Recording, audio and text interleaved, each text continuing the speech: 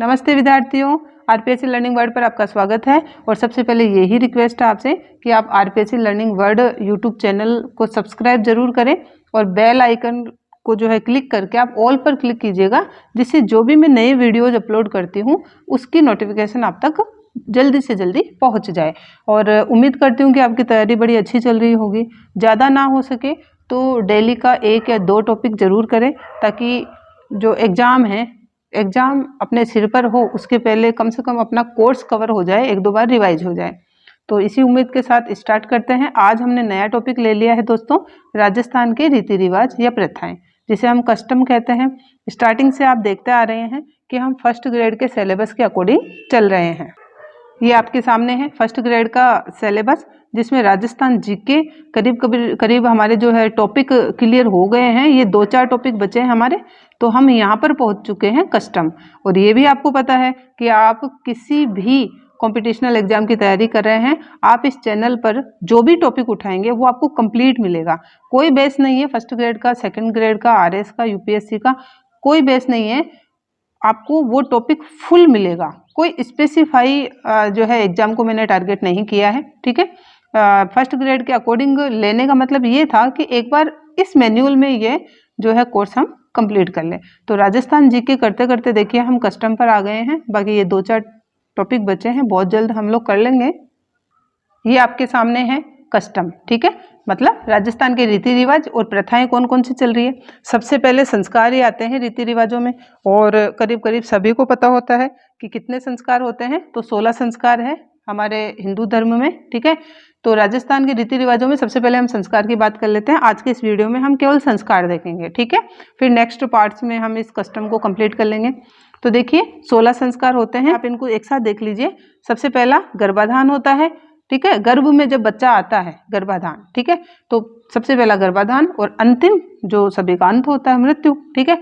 तो देखिए गर्भाधान, पुंसवन, सीमंतोन्नयन, जातकर्म, नामकरण, निष्क्रमण, अन्नप्राशन, चूड़ाकर्म या जिसको मुंडन या जड़ूला कहते हैं, कर्णवेद, विद्यारंभ, उपनयन, वेदारंभ और केशांत या गोदान।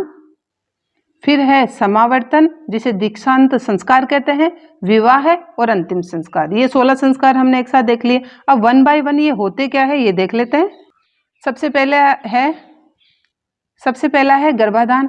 तो गर्भाधान मतलब गर्भ में बच्चे का पता चलता है। तो जैसे ही गर्भ में बच्चे की सूचना मिलती है तो घर वाले मिलकर, जो रिश्तेदार मिलकर उत्सव मनाते हैं, ठीक है, वो गर्भाधान हो गया।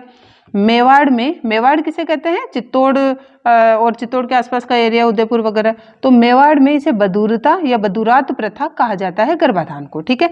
दूसरा है पुंसवन। पुंसवन क्या होता है, गर्भ में जो शिशु है उसकी देव स्तुति से पुत्र कामना की जाती है और उसकी सुरक्षा की प्रार्थना की जाती है प्रभु से।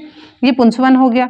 तो ये देखिए जो गर्भ में पल रहा है जो शिशु, पुत्र होना चाहिए। ये बात हमारे देखिए पुरखों से ही, हमारे जो है वेद पुराणों से ही यहाँ से हमें पता लग रही है। तो अभी वर्तमान में तो ऐसी स्थिति नहीं है, पुत्र और पुत्री को बराबरी दी गई है, समानता दी गई है। बट पुंसवन संस्कार ही यही है कि देव स्तुति के द्वारा पुत्र की कामना करना। गर्भ में पल रहा है वो शिशु, वो बेटा होना चाहिए, ठीक है, और उसकी सुरक्षा की कामना की जाती है। तीसरा है सीमंतोन्नयन। ये 6 से 8वें महीने में जब बच्चा जब गर्भ में है तो तब 6ठा या 8वां महीना हो, तब देव स्तुति करके बच्चे को अमंगलकारी शक्तियों से, बुरे प्रभाव से बचाने के लिए पूजा वगैरह, होम वगैरह होता है घर में, वो होता है सीमंतोन्नयन, ठीक है। तो आपने ये सुना भी होगा, कई जगह 7वां पूजाया जाता है, 8वां पूजाया जाता है। तो ये ही संस्कार होता है, ये सीमंतोन्नयन, ठीक है। ये देखिए मैंने ये यहाँ लिखा है, जन्म से पूर्व कुल 3 संस्कार होते हैं। ये पूछा गया क्वेश्चन है कि जन्म से पहले कुल कितने संस्कार होते हैं हिंदू धर्म में। तो ये तीनों संस्कार जन्म से पहले हो गए। अब देखिए चौथा जातकर्म। तो जातकर्म में बच्चे का जन्म हो गया, ठीक है। तो बच्चे का जन्म हो गया तब ये जातकर्म संस्कार किया जाता है। अब जातकर्म संस्कार क्या है, बच्चे के जन्म पर देखिए बच्चे के मुंह में गुड़ या घी दिया जाता है। जो घर का बड़ा बुजुर्ग होता है उनके द्वारा सम्मान के रूप में गुड़ या घी, जिसे हम राजस्थानी भाषा में कहते हैं घूटी दिलाना, ठीक है। तो वही घूटी दिलाना ही ये जातकर्म संस्कार है बच्चे का, ओके। फिर उसके बाद में 5th नंबर का है नामकरण संस्कार। नामकरण से क्लियर हो गया, नाम रखना बच्चे का। तो इसमें नाम रखा जाता है बच्चे का, ये पता होना चाहिए कितने दिन के बाद में ये संस्कार होता है? तो करीब 10वें दिन कर लेते हैं कई लोग 12 से 13वें दिन, कई लोग 15 दिन भी ले लेते हैं। तो ये नामकरण संस्कार करीब 15 दिन का बच्चा हो जाता है तब उसका नाम रखा जाता है। ठीक है।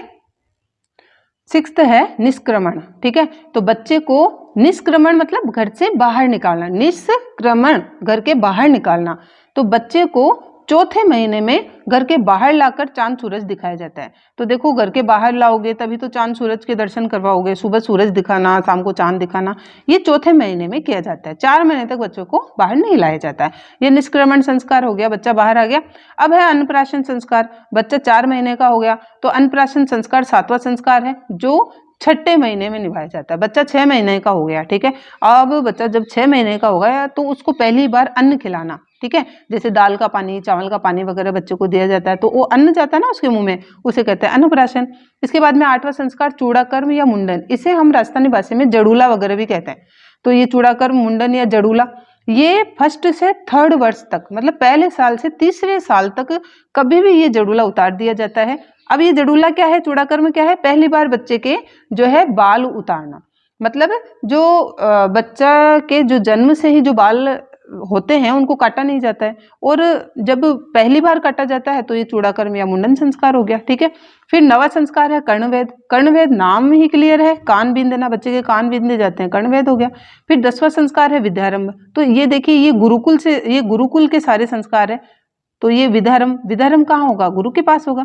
तो पहले क्या थे, विद्यालय तो थे नहीं, तो 5वें वर्ष में 5 साल का बच्चा हो जाता था तो ज्ञान के लिए गुरु के पास ले जाते थे। अभी स्कूल में लेके जाते हैं 5 साल के बच्चे को। ठीक है, तो ये हो गया विद्यारंभ। उसके बाद में 11वां संस्कार है उपनयन संस्कार। उपनयन को यज्ञोपवीत या जनेऊ संस्कार भी कहा जाता है। इसमें बच्चा जब गुरु के पास चला जाता है तो गुरु सबसे पहले ये संस्कार करता है बच्चे का, उसको यज्ञोपवीत, जनेऊ ये धारण करवाता है। इसी संस्कार को कहते हैं उपनयन संस्कार। ठीक है, शादी से पहले जा रहा है बच्चा गुरु के पास, 5 साल का बच्चा जा रहा है गुरु के पास ये विद्या लेने के लिए, तो उसको कितने धागे का जनेऊ पहनाते हैं? 3 धागे का। और शादी के बाद में जैसे ब्राह्मण वगैरह हैं वो कितने धागे का जनेऊ पहनते हैं? 6 धागे का, ये याद रखिएगा आप। ठीक है, अब गुरु के पास चला गया तो गुरु ने उपनयन संस्कार कर दिया, जनेऊ वगैरह पहना दी। शूद्रों को छोड़कर इस उपनयन संस्कार का बाकी तीनों को अधिकार था। तो 4 थे, कौन से? ब्राह्मण, क्षत्रिय, वैश्य और शूद्र। तो शूद्रों को यह अधिकार नहीं था, ना तो गुरु के पास जाने का अधिकार था, ना जनेऊ वगैरह कोई संस्कार उनका होता नहीं था, है ना, जनेऊ संस्कार उनका होता ही नहीं था। जब गुरु के पास नहीं गए तो जनेऊ संस्कार कैसे होगा? तो शूद्रों को छोड़कर बाकी 3 को यह अधिकार था, उपनयन, यज्ञोपवीत या जनेऊ संस्कार। 12वें नंबर का संस्कार है वेदारंभ। वेदारंभ मतलब वेद का आरंभ हो गया।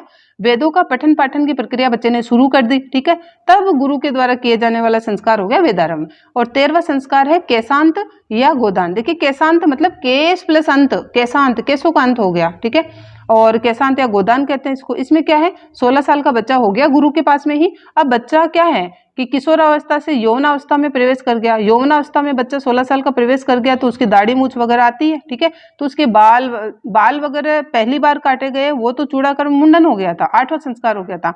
लेकिन अब दाढ़ी मूछ पहली बार काटी जा रही है गुरुकुल में ही, उसे कहते हैं केशांत या गोदान। फिर 14 नंबर का संस्कार कौन सा है? समावर्तन। समावर्तन मतलब दीक्षांत संस्कार। दीक्षांत संस्कार को आप शॉर्टकट में विदाई बोल सकते हैं। जैसे 10th 12th या आप कॉलेज वगैरह में हो तो दीक्षांत संस्कार होता है, वो एक तरीके से विदाई होती है बच्चों की। ठीक है, तो ये गुरु के द्वारा बच्चा जब पूरी तरीके से शिक्षित हो गया है तो उसको विदा करना घर के लिए, वो हो गया दीक्षांत संस्कार या समावर्तन संस्कार। ठीक है, तो गुरु की शिक्षा पूरी हो गई, बच्चा जो है उसमें शिक्षित हो गया गुरु के द्वारा दी गई शिक्षा में, वेदों में। ठीक है, तब जब बच्चा घर लौट रहा है तो उसका दीक्षांत या समावर्तन संस्कार गुरु के द्वारा किया जाता है। ठीक है, तो ये मैंने टिक लगा दिए, ये 14 नंबर का। और ये 4 संस्कार, 4 और 1 5। ठीक है, दीक्षांत समेत ये 5 संस्कार गुरुकुल में गुरु के द्वारा किए जाते हैं। ठीक है, 15वें नंबर का संस्कार है विवाह संस्कार। विवाह संस्कार, शादी कर दी जाती है बच्चे की। अब सीधा पूछ लिया जाता है कि किस संस्कार के द्वारा बच्चा ब्रह्मचारी से गृहस्थ आश्रम में प्रवेश करता है, तो वो विवाह संस्कार हो गया। विवाह संस्कार आ रहा है 15वें नंबर पर। ठीक है, इसके बाद में 16वां संस्कार हो गया अंतिम संस्कार, मृत्यु, अंत। ठीक है, इसको दाह संस्कार भी कहते हैं। ये मृत्यु पर जो है अंतिम संस्कार किया जाता है, दाह संस्कार किया जाता है। तो दोस्तों, ये हो गए अपने हिंदू धर्म के मुख्य 16 संस्कार। बहुत क्वेश्चन पुटअप होते हैं, आप इसको रिवाइज करके एक आध बार देख लीजिएगा, आपके कोई क्वेश्चन यहाँ से गलत नहीं होंगे। Thank you so much.